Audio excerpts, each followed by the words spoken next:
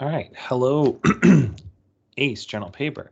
So today we're going to talk about the Toulmin Model. It's a way in which we can argue better on paper when we're writing our essays. There's a nice format you can follow to make it a little bit easier to make your arguments clear, concise, and to give you the opportunity to get the most points possible for your end of year paper one or specifically. So let's get into it. So just a recap of paper one, in case you don't recall, but you will be given 10 questions. All of them, to get the highest points possible, require you to make some sort of argument or decision. To get the highest points on the rubric as possible, the highest category, you need to make sure that you are stating your side based on evidence you provided. Now, each question has a different format or way in which you'll do that. Some of them are very descriptive and just explaining both sides. Some of them have you arguing the entirety of the paper, but in the end, at one point in that writing, you need to make sure you've made a distinction for yourself and that you have clarified why you're arguing the way that you are. So just a quick overview of some keywords you might get to understand the style of question you'll be answering. So sometimes they're asking you to explain something, in which case you'll explain the full extent of whatever it is they want. But then in the conclusion, you then make your decision, your argument in there. And you'll hear words like what or why. It'll say explain, which is very self-explanatory. Account for, give reasons why, illustrate your point, interpret. Those words indicate to you that they want you to explain the full extension of whatever it is they're asking for. But then again, ultimately in that conclusion, you make yourself an argument or what you decide based on the question.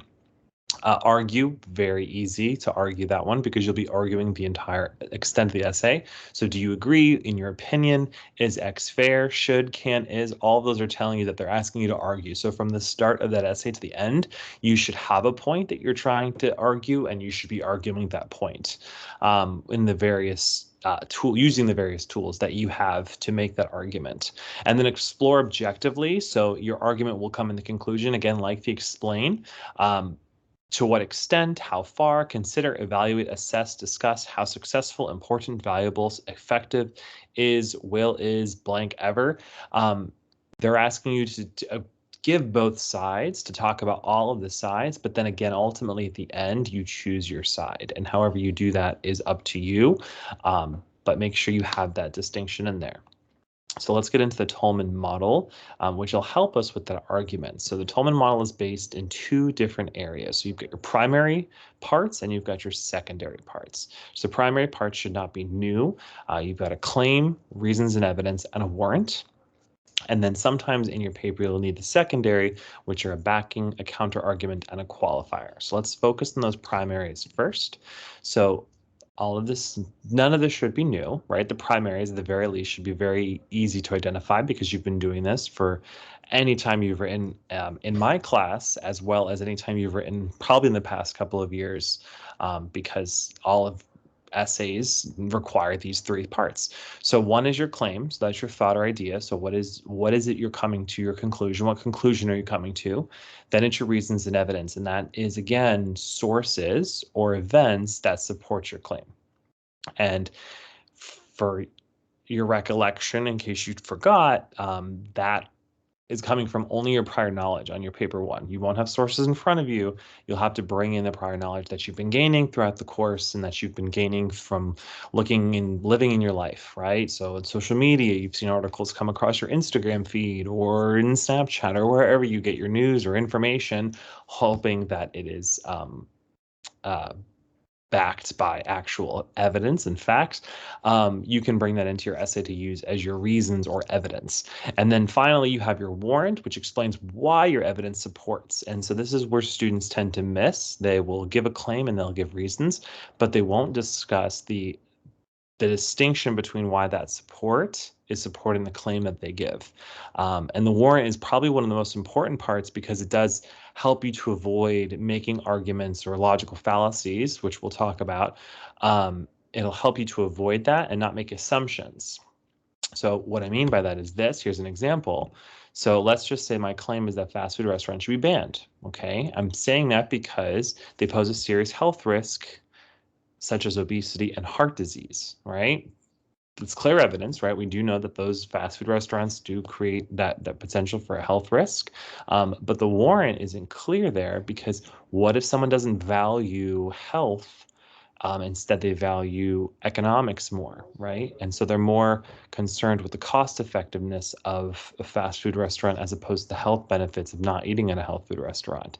So we can't make that assumption. We can't just assume. So by having a valid warrant, and that's what this next slide is going to say, by having a valid warrant and clearly stating it, we can check the logic of our argument and making sure that we're not just making assumptions, that we're making it very clear that we have evidence that backs this up and that this evidence actually clearly follows our argument. And we're not just making broad assumptions, we're using evidence to make our arguments for us.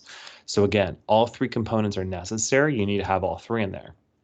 Sometimes in your paper, you will get an opportunity to add in the secondary. And so here are the secondary components of the Toulmin model, not method, model. So you have your backing, and that would be evidence that supports your warrant. So to show that it's not a broad assumption, you brought in your warrant. Now you need to explain why your warrant isn't also an assumption, right? I'm not just assuming that everyone loves health and wellness. 45% of people value this over this, right? I bring in a number that shows that my warrant is warranted. Fun play on words. So the backing helps to support your warrant. The counterclaim, that we've done this before, this should not be new as well. It's an acknowledgement of the other side's argument that strengthens your argument because it shows that you know both sides, you know the different sides of the situation, of the argument, of the event, and you've chosen this side for very specific reasons that you've laid out. But you want to acknowledge the other side by bringing in something that some may think in regards to the other side's opinion, but then rebutting it and discussing why your side is still the better side. So then you have the qualifier, which in the Toulmin method is called the qualifier, or Toulmin model, not method. It's called the qualifier, but I want you to think of it as the rebuttal. It's just clearing up why your side is still the stronger point. It clarifies that argument, your argument specifically. So that is the primary and secondary. So let's see it in action. It's not going to have all the components in this example, but it's going to have the key ones, the primary ones. So I'm going to read this to you all. So recent research suggests that sugar has particularly negative effects on the brain. According to these studies, children who consume diets high in fat and sugar are affected developmentally. Specifically, results indicate that they have poor academic outcomes than those who do not, scoring an average of 4 points below that of their peers in science. So there's our evidence, right? That is straight from some type of source. I don't have the source in front of me, but that comes from some type of source. That is some fact and evidence. Here comes my claim. Based on these findings, the government should ban further development of fast food restaurants. That's my main claim, right? We said it before. And then my reason, right, is because of these serious risks they pose youth health. So the evidence is the source information. I made my claim. The reason I came to my claim is because of the serious health risk that I said before in the evidence. It is the government's job to protect children of this country. So there's the warrant, right? This is it.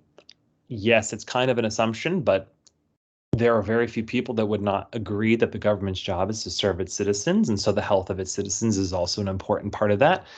So it is the government's job to protect the children of this country. In fact, programs to minimize obesity, such as Michelle Obama's Let's Move campaign, easily revealed how important youth health has been to the government in the past. And so now I'm going to back up that warrant. So it makes sense that they play a part in banning a service linked to weight issues, right? So I backed up my warrant by stating, first I said it was the government's job to protect the children of this country, and then I gave evidence of how they're helping the health and safety of children in the government already. And so therefore I can make the assumption that it is their job to do so because they're already doing it.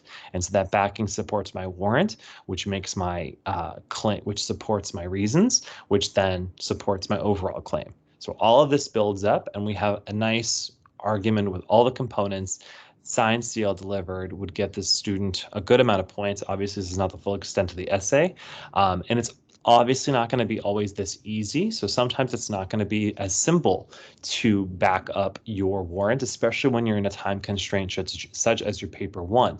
But do your very best to assure that you are not making assumptions about your audience, and that if you are, you're being clear as to why you're making those assumptions, that there's evidence that backs up your assumption so that they don't feel like you're just making it up, even though kind of you are, but you're doing it based on valid reasons. And that's all. Oh, stop recording.